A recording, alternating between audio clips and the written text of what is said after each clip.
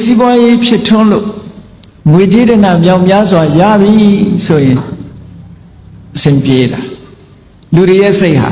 ဘာဖြစ်လာဘဝင်မြင့်လာကိုယ့်ကိုဘဝင်မြင့်လာဘဝင်မြင့်လာပြီးတော့သုံးတယ်ဖြုံးတယ်မော်တယ်ကြွားတယ်အောက်ခြေလွတ်လာတယ်အဲ့ဒါလောကဓာတ်မခံနိုင်တာပဲသို့တော့လူတို့အများစုကအောင်မြင်ကြီးပွားနေရင်လောကဓာတ်လို့မထင်ဘူးအောင်မြင်ကြီးပွားနေတဲ့အခါမှာကောင်းစားနေတယ်လို့ပဲထင်တယ်လောကဓာတ်လို့မထင်ဘူးစိတ်ဓာတ်ကြံ့ခိုင်မှုမရှိတဲ့ပုဂ္ဂိုလ်ကအောင်မြင်လာပြီဆိုလို့ရှိရင်လက်မထောင်းလာတယ်စိတ်ဓာတ်တွေဒါအတက်ကြွလက်မတွေထောင်းလာတယ်မောလာတယ်ကြွားလာတယ်ဒါမျိုးတွေလှုပ်လာအဲ့ဒါလို့လှုပ်လာသည့်အတွက်ကြောင့်စိတ်ဓာတ်ကြံ့ခိုင်မှုအားနည်းသည့်အတွက်ကြောင့်ဘာဖြစ်တုံးဆိုရင်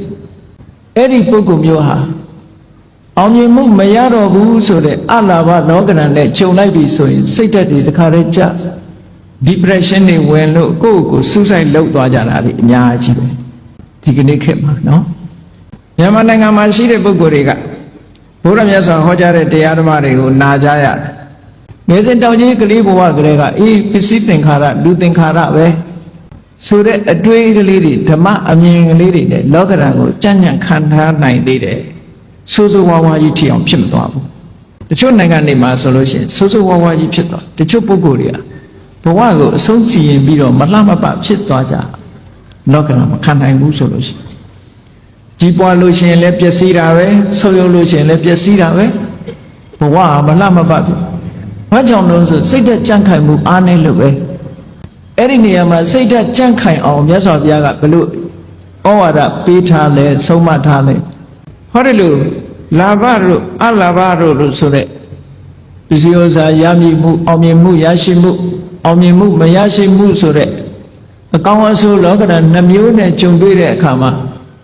မြတ်စွာဘုရားကဘာအမိန့်ရှိတုံးဘာဆုံးမဩဝါဒပေးတုံးလို့ဆိုလို့ရှိရင်လာဘနဲ့တွေ့ရင်လည်းပဲပေါက်မှာတက်ကြွခြင်းမဖြစ်စေနဲ့တဲ့အလာဘဆိုတဲ့အဆိုးလောကဓာတ်နဲ့တွေ့တဲ့အခါမှာလည်းပဲစိတ်ဓာတ်မကြနဲ့စိတ်ဓာတ်တွေတုံလုံးမှုမဖြစ်နဲ့ဒီလိုမဖြစ်အောင်ဘယ်လိုနှလုံးသွင်းရမလဲလို့ဆိုလို့ရှိရင်အေးအောင်မြင်မှုရတာဆိုတာလဲထာဝရမဟုတ်ဘူးအောင်မြင်မှုမရဘူးဆိုတာလဲထာဝရမဟုတ်ဘူးလောကကြီးမှာဘယ်အရာမှတည်မြဲတာမဟုတ်ဘူးဆိုတဲ့အတွေးလေးကအခြေခံပြီးတဲ့အခါမှာကိုယ်စိတ်ဓာတ်ကိုရင့်ကျက်အောင်ကြိုးစားယူရမယ်